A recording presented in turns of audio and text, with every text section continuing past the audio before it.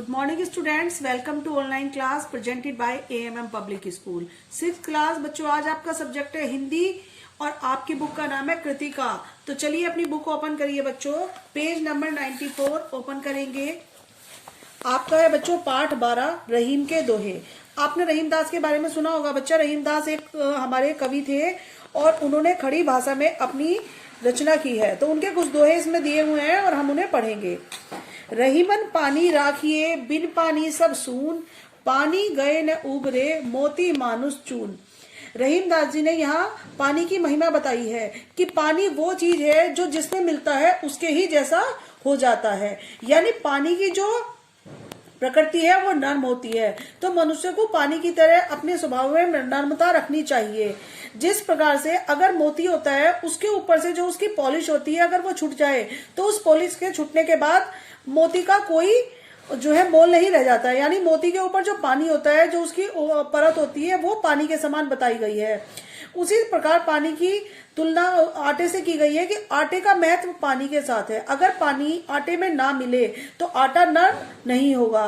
तो इसी प्रकार हमें जो है पानी के समान अपने व्यवहार में नर्मता रखनी चाहिए। शशि संकोच साहस सलील मान स्नेहु रहीम, बढ़त बढ़त जात है घटत घटत गति सीम। जो शशि चंद्रमा है, संकोच है, साहस है और सम्मान है और स्नेह यानी प्रेम या प्यार जो है वो एक समान है। जैसे कि जब वो बढ़ते हैं तो बढ़ते बढ़ते बढ़ते चले जाते हैं और कभी कभी उनका बढ़ना बहुत अच्छा भी होता है, नुकसानदेह भी होता है। लेकिन जब वो घटता है तो उसका घटना तो बहुत ही ज्यादा नुकसानदायक होता है बच्चों। जैसे कि जब चंद्रमा घटता है तो क्या होता है, अंधकार हो जाता है। और जब हमारे मन का संकोच बिल्कुल खत्म हो जाता है तो हम निसंकोची हो जाते हैं। कोई भी काम हम बिना संकोच के किसी के सामने कुछ भी बोल जाते हैं। साहस, ऐसे ही सब चीजें बताई गई हैं। तो सब चीजों को जो है एक मात्रा में ही होना चाहिए। कदली सीप भुजंग मुख स्वाति एक गुण तीन, जैसी संगति बैठिए तय सोई फल दीन। बच्चों जो स्वाति है, यानी स्वाति को यहाँ कंपेयर करा गया है, तुलना करी गई है बारिश की एक बूंद से। अब बारिश की बूंद को बताया गया है कि बारिश की बूंद का गुण तो एक ही है, परंतु वो जैसे जैसे जिसके पास पहुंचती है, जिसकी संगति में पहुंचती है, वो वैसा ही फल देती है। जैसे कि जब बारिश की पहली बूंद केले पर गिरती है तो केले पर गिरने से कपूर बनता है, और जब वो सीप पर गिरती है तो सीप पर गिरने से मोती बनता है। परंतु जब बारिश की वही बूंद एक सांप के मुंह में गिरती है तो वो बूंद विष का रूप धारण कर लेती है। अर्थात जैसी हम संगति में बैठते हैं वैसा ही हमारे ऊपर असर होता है। रहीमन वे नर मर चुके जे कहूं मांगन जाही, उनते पहले वे मुए जिन मुख निकसत नाही।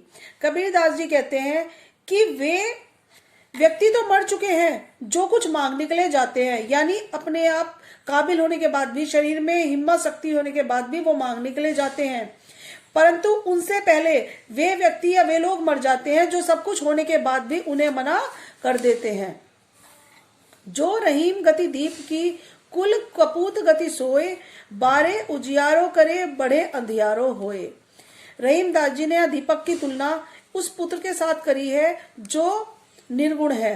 अर्थात जब दीपक जलता है और जलते जलते वो जलता है तो उसकी रोशनी सारे में होती है, परंतु जैसे जैसे दीपक जलता रहता है उस दीपक का तेल खत्म होता है और उसकी जो रोशनी है वो एकदम से फड़फड़ाती है और फिर वो बाद में सारे में अंधियारा होता है। उसी प्रकार जब बेटा पैदा होता है किसी घर में तो बहुत खुशी होती है, परंतु जैसे ही उसके अंदर अवगुण आते हैं तो वो अपने अवगुण के साथ साथ अपने परिवार का, अपने कुल का मान सम्मान सब नष्ट कर देता है। तरुअर फल नाही खाते हैं सरवर पिए न पान, कह रहीम पर काज हित संपत्ति सची सुजान। तरुअर फल नहीं खात है सरवर पिए नहीं पान, कह रहीम पर काज हित संपत्ति सची सुजान। रहीम दास जी कहते हैं कि जिस प्रकार से पेड़ अपने फल अपने आप नहीं खाता है और तालाब अपना पानी खुद नहीं पीता है, उसी प्रकार हमें अपने आप को दूसरे के हित में, दूसरे की भलाई में लगा देना चाहिए। वही हमारी सच्ची संपत्ति होती है। धरती पर ही परत है शीत घाम अरु में, जैसी परे सो सही रहे सह रहे त्यों ही रहीम यह दे। रहीमदास जी कहते हैं कि सर्दी, गर्मी और बरसात तीनों चीज धरती पर ही पड़ती हैं और जिस प्रकार से पड़ती हैं धरती उसी प्रकार हो जाती है। यानी अगर बारिश तेज पड़ती है तो धरती हमारी पानी पानी हो जाती है, अगर हमारी धूप तेज पड़ेगी, गर्मी बहुत तेज पड़ेगी तो सारी धरती सूख जाती है, और अगर ठंड ज्यादा पड़ती है तो सब चीज ठंड की वजह से मुरझाने लगती हैं। उसी प्रकार हमारा शरीर है कि जिस प्रकार हम जिस स्थिति में रहते हैं उसी प्रकार हमारे इस शरीर को भी उसी स्थिति में रहने की आदत हो जाती है। एक सादे सब सदे, सब सादे सब जाए, रहीमन मूलई सींच बो, फूलई फलई अगाए। रहीमदास जी कहते हैं कि अगर हम एक को सिखाते हैं तो सबको सीख जाते हैं, और अगर हम सब साधे सब जाए, सबको एक साथ सिखाएंगे तो सब नहीं कर पाते हैं। जिस प्रकार क्या है कि हम जब पौधे को बोते हैं, पौधा लगाते हैं, तो अगर हम पौधे को ऊपर से पानी डालेंगे तो कुछ नहीं होगा, हमें पौधे की जड़ में पानी डालना पड़ेगा जिससे फल फूल अच्छे आए। उसी प्रकार हमें मनुष्य में जो है गुण बचपन से ही डालने चाहिए, ये नहीं कि बड़े हो गए हमें उसे सिखाना चाहिए।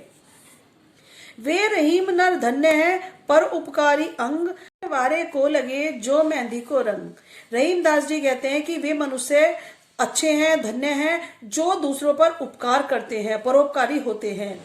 उनकी जो है उपकारता, उनकी नम्रता, उनका दयालुपन बढ़ता जाता है।